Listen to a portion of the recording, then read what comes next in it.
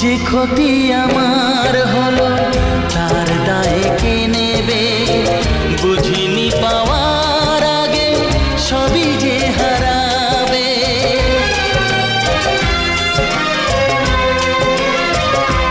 ও যে ক্ষতি আমার হলো তার দায়ে কে নেবে?